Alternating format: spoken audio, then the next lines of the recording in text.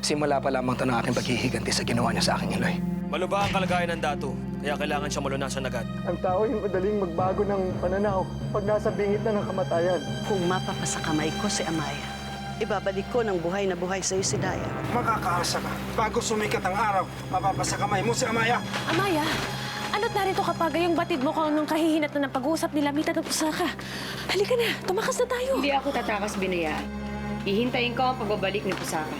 Alam kong hindi niya ako bibiguin sa amin na pag-usapan. Maaari ba ako magtaksil? Walang lumad na nagtataksil sa kanyang kaibigan. Butit hindi ka pala kayang ipagkanuno ni Pusaka. Tiyak na mapapasabak na naman kayo sa isang digmaan. Walang ititira. Papaskalin lahat ang ating mga kaaway. Nauunawaan mo ba ang ibig kong mangyari? Nang malinaw na malinaw, Hara.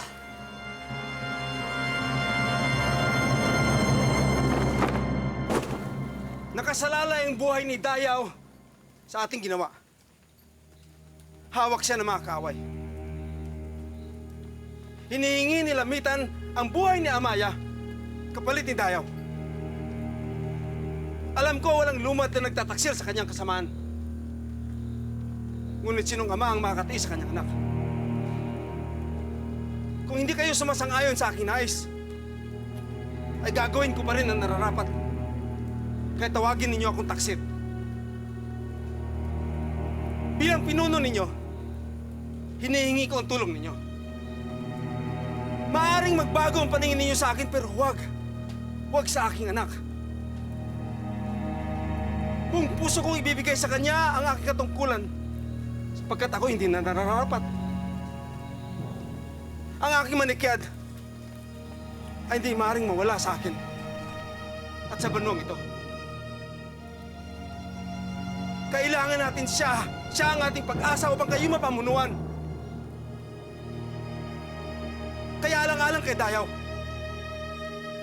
Tulungan ninyo ako. Tulungan ninyo akong mabihag si Amaya.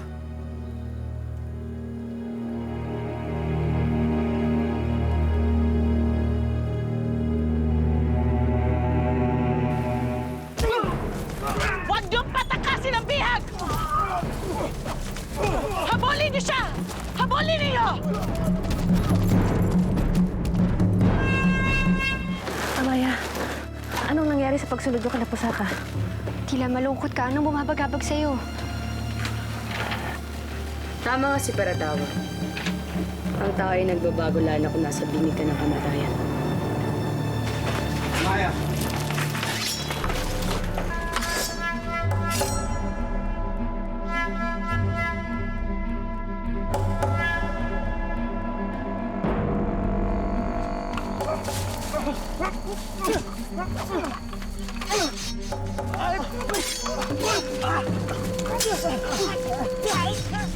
Amaya, handa na ang aking mga mandirigma. Anong susunod nating hakbang? Hanggang diyan ka na lang, Pusaka.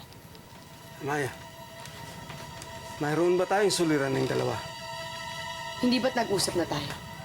Na kahit anong mangyari, hindi ka papasulsul kay Lamitan. Dahil kung ano man ang hinihiling mo sa kanya, tinitiyak ko sa'yo, hindi niya ibibigay yon. Hindi kita maunawaan, Amaya. Anong pinagsasabi mo? Hindi ba't nakipagkasundo ka kay Lamitan? At gagawin mo akong pain upang makuha mo si Dayaw. May panahon ka pa upang makapag-isip. Magtiwala ka lamang sa akin. Makipagkasundo ka sa akin at tinitiyak ko sa'yo. Makukuha natin si Dayaw. Maililigtas natin siya.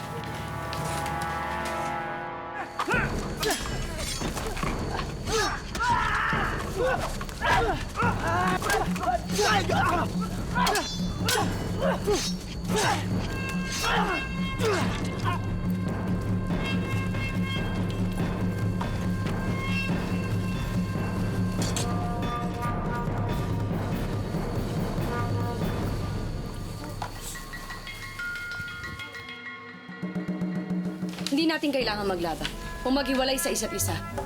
Sa mga sandaling ito, kinakailangan natin magsalit upang mailigtas natin si Dayaw. Hinihingi ko uli ang tiwala mo at ipabalik ko sa'yo si Dayaw ng buhay.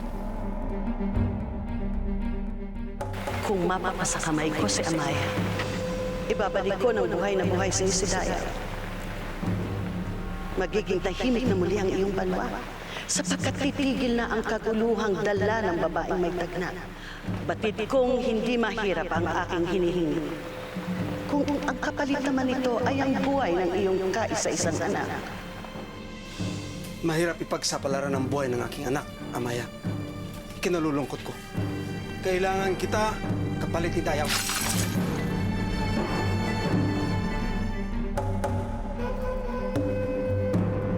Tama na, Ginoo!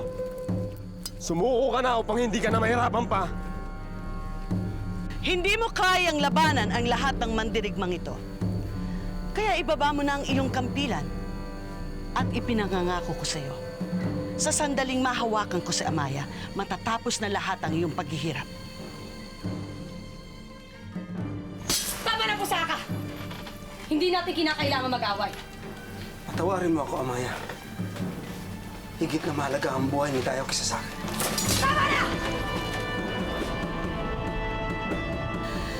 Hindi ko na nais makipaglaro pa sa'yo. Hulihin siya!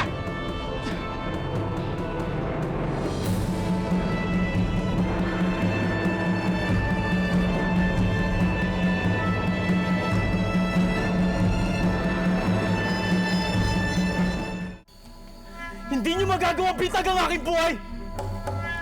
Hindi ko hahayaang ipagkanulo ng aking amang kanyang kaibigan! Hindi niyo ako magagamit dapat kay Amaya!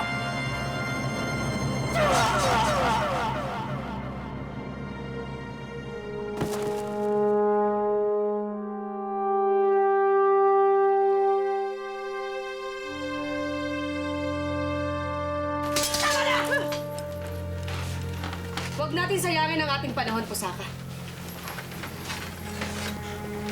Sila Mita ng kaaway natin. Bakit hindi na lang tayo magsama upang makaisip ng hakbang labang sa kanya? Higit na mahalaga ang buhay ng aking anak, Amaya, sa anumang kasunduan. Kung ganyan, hindi ka dapat nakipagkasunduan kay Lamitan. Walang halaga ang kanyang pinangako sapagkat hindi niya yung tutuparin. Kung bumaliktad ka ng dahil kay Dayo, Pusaka, magtiwala ka sa akin. Sapagkat ibibigay ko sa iyo si Dayo ng buhay. At nais mong mamatay, mailigtas lamang ang babaeng yon? Walang lumad ang nagpapahamak na kanyang kaibigan. Walang lumad na natatakot na ang pinakanyang kamatayan! Pusaka, tinutulak ka lamang ni Lamitan sa iyong nararamdaman. Batid ko yan. Sapagkat minahal ko rin aking mga magulang. At anong gagawin ng magulang alang-alang sa anak? Wala kang alam, Amaya. Hindi mo batid kung anong gagawin ko alang-alang sa akin tagapagmana. Batid ko yung Pusaka. Sapagkat nawalan din ako ng kadugo. Ang aking babay nawala nang dahil sa pagligtas niya sa akin. Kaya Pusaka, tama na to. Kung kinakailangan gawin mo akong bihag, gawin mo. Magpapanggap akong bihag mo. Mailigtas lamang si Dayaw. Gagawin mo yan, mailigtas mo lang ang anak ko. Siyang tunay, Pusaka. Sapagkat galit na galit ako kay Lamitan. Ngunit hindi ko mapapatawad ang aking sarili kung may mangyaring masama sa aking kaibigan na siya nagligtas din ang aking buhay. May katwiran si Amaya, Pusaka. Maaari natin labanan si Lamitan ng sama-sama. At hindi ganito nagkakawatak-watak tayo. At sa sandaling maniwala siya, Pusaka, doon tayo sasalakay.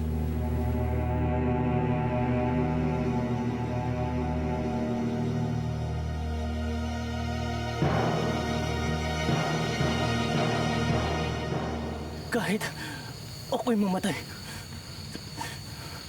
tanto kong hindi ka tatantanan ni Amaya hanggat hindi ka niya napapabagsak. Hindi ka makakaalis ng buhay dito. Kaya magtago ka na. At sa akala mo ako'y natatakot sa hampas lupang yon? At nadaisin mong mamatayin ng ganito? Nang wala kang kalaban-laban? Ito na ba ang rurok ng iyong katapangan? ang ialay ang sarili mong buhay? Kung nais mong maging ganito ang iyong katapusan na hangal na lumat, ito ang ibibigay ko sa'yo.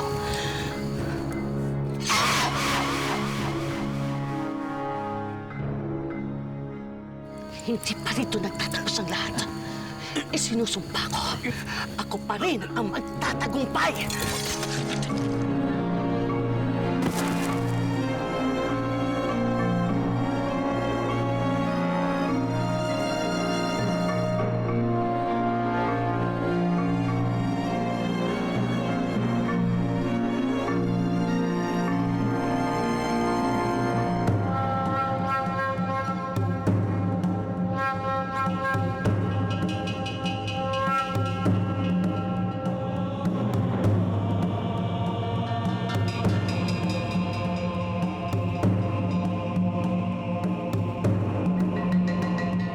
Mabuti na lamang at maaari pa rin nasa ang dating punong babaylan upang gamutin ang sugatang dato. Kung ikaw nasa kanyang katayuan, na naisip mo ba isang baliw ang gumamot sa iyong mga sugat? Hilway, napapakislot sa matinding sakit ang dato. Matatagalan pa ba mga karagdagang lumakang hihilom sa kanyang sugat?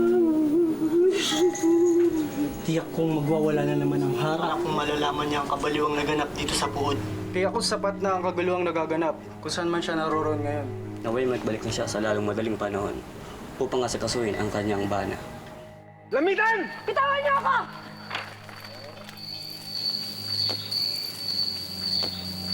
Sandali. Bakit lumisa na sila? Na hindi man lang tayo hinaharap. Paano na natin maisa katuparan ngayon ang pagpapanggap mo bilang bihag ni Pusaka at tuluyan ng mabawi si Dayaw? Wag! Siya ang aking kapin, ang aking umalagad. Amaya, ikinalulungkot kong ipapatid sa inyo. Nahuli na ang lahat. Naganap na ang pinangangambahan ni Pusaka. Anong nais mo sambitin sa amin? Ibinuwis ni Dayaw ang kanyang sariling buhay upang hindi ka na kailangan pang ipagkanulo ng kanyang ama. At sa kanyang huling hininga, nananalig siya na pagtatagumpayan mo si Lamitan. Kaya't maluwag sa kanyang dibdib na tinanggap niya ang kanyang sariling kamatayan. Inunin Pusaka! Tungod!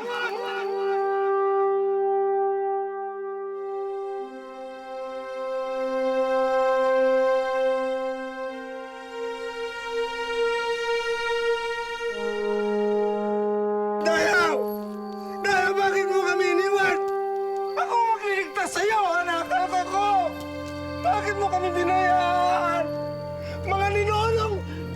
Sumakabilang buhay! Anong ginawa ninyo sa anak ko? Bakit hindi niyo siya pinangalagaan? Dayaw! Huwag na kayong bumalik sa banwa namin! Bakit tinalikuran niyo kami?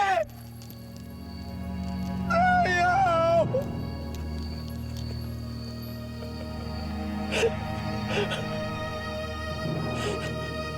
Ikaw ang anak ko. May pagmamalaki ng sinunga. Ikaw ang aking malikhat. Ikaw ang aking pinapagpapalaki.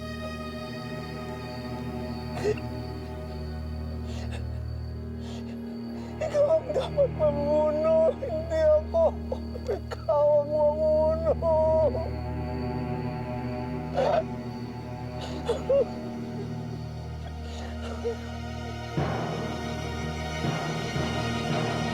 Magani, salamat kay Loon at ligtas ka nagbabalik sa amin. Malugod kong binabalita na naging matagumpay ako sa aking pananalaki. Kasama ko ang ilan sa mga babaylan at nailigtas ko rin ang ilan sa mga bihag.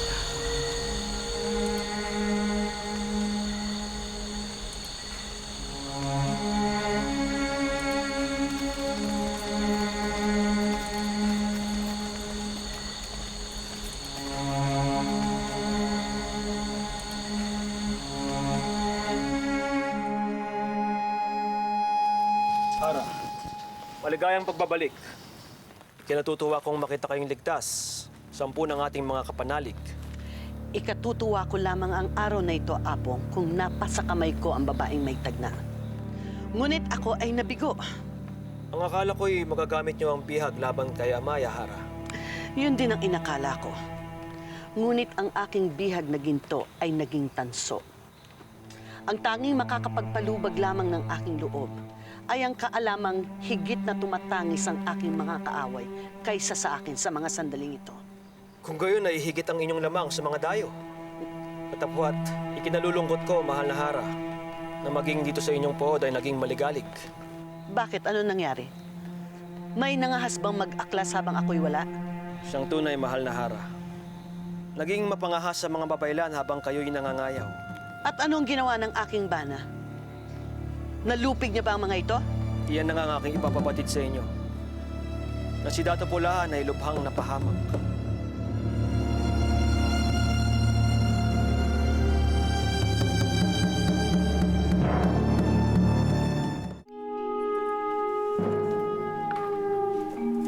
Pulahan? Natutulog ang Ginoo. At kagaya niyang away ay maaaring hindi na siya magising. Ngunit huwag kang maingay, babae. Sapagkat naririto pa ang kanyang tungan. At galit na galit sa kanyang sinapit. Alaka. Ang tampalasan si Bagani ang may pasimuno ng lahat ng ito. Siyang tunay, mahal na Hara. Sa kasamaang palad, kami kanyang natakasan. At nasa ng mga babayla na kanyang kasapakat? Sila'y nagsitakas. Ngunit, may naiwan silang kasapakat. Nais kong iharap mo siya sa akin nang matikman niya ang parusa ng harang kinalaban niya.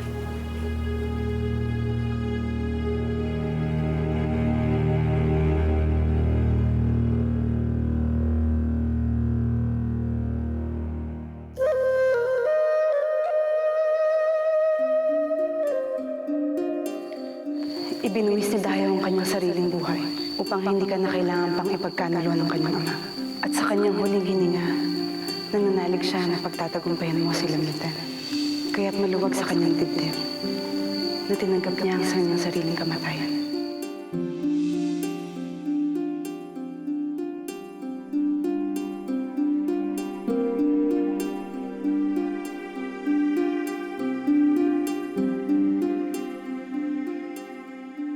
Sa akin sa pantaha, malapit na maghilom ng tuluyan ang iyong sugat at makakapaglakbay na tayo.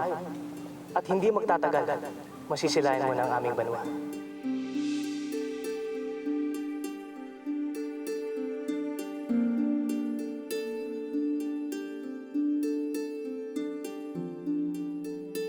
Kailan may hindi ko mababayaran ang kabutihang pinamalas mo sa akin, Dayaw. Utang ko sa iyo ang aking buhay. Na nabigyan mo ng pag-asa sa mga panahong tanging lakas mo lamang ang aking naging sandigan bilang mandirigma. Sa lahat, bilang tapat na kaibigan. Sa bawat alaala mo ako uhugot ng lakas at paghihiganti ng kamatayan mo sa bawat kumpas ng aking kampilan. Asahan mo, Amaya, hindi ako mawawala sa tabi mo hanggang sa gitna ng labanan.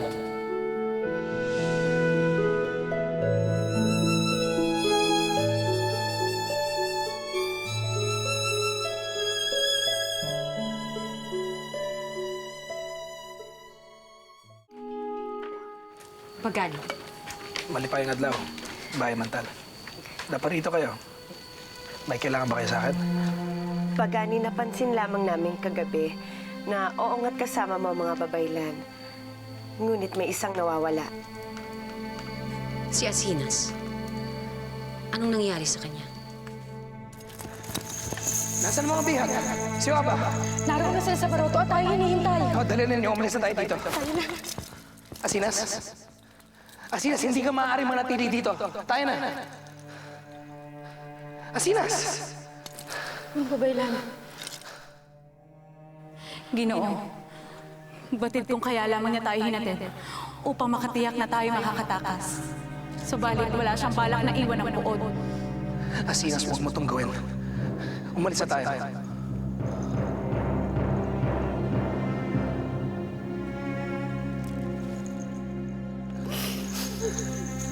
Pangasinas! Ginoo! Ginoo, tayo ka! Tayo na, Ginoo!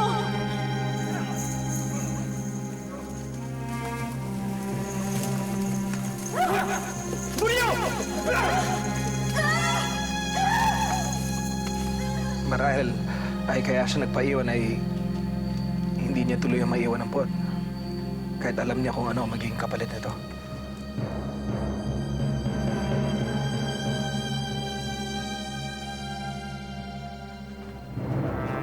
Ang punong babaylan, Hara. Siya 10 na mga nakatakas sa babaylan ng kasapakat ni Bagani nang lusubin nila ang ating puot.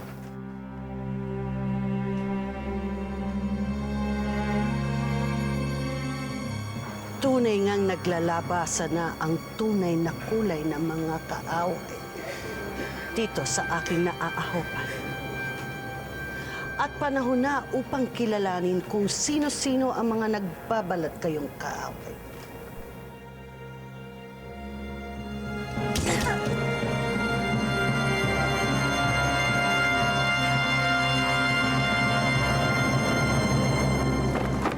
Ang iyong pagdating sa banwang ito ay naganap dahil ito ay itinakda. Huwag mong talikuran ang katungkulang inatang ng sayo ng lahat. Hindi matatapos ang suliranin mo pagkat ang bawat nilalang na nagnanais ng kalayaan ay patuloy na maninindigan sa puot na ito! Paslalin! Biniwis niya Sinas ang kanyang buhay alang-alang sa amin. Isang pagbubuwis na sisingilin ko kay Lamitan ng labis. Saan niyo dadalhin ang aking bana? Makatwiran lamang na ibalik namin siya sa aming banwa. Kasama lahat naming mga mandirigma. Hindi maaaring umalis ang mga tao ng datu pagkat lubhang mababawasan ang ating hukbong tanggulan. Wala kaming tangka sa inyo, mga tayo. Kung ipinagkaloob nyo ang kasumpa-sumpang Hara, kamatayan kay Lamitan! Kamatayan! Kamatayan! Ikaw na lamang ang nagtuturing na ikaw ay hindi napapabilang sa banwang ito. Sila ang nagbuwis ng kanilang buhay alang-alang sa'yo, Amaya. Hindi ba't kadugo na rin ang turing nila sa'yo? Ito ba ang aking bugna? Ang maging pinuno na hindi ko sariling banwa? Ikaw ang magpapasya, Amaya. At dito mo masusukat sa iyong sarili kung ano ang halaga sa'yo ng banwang ito.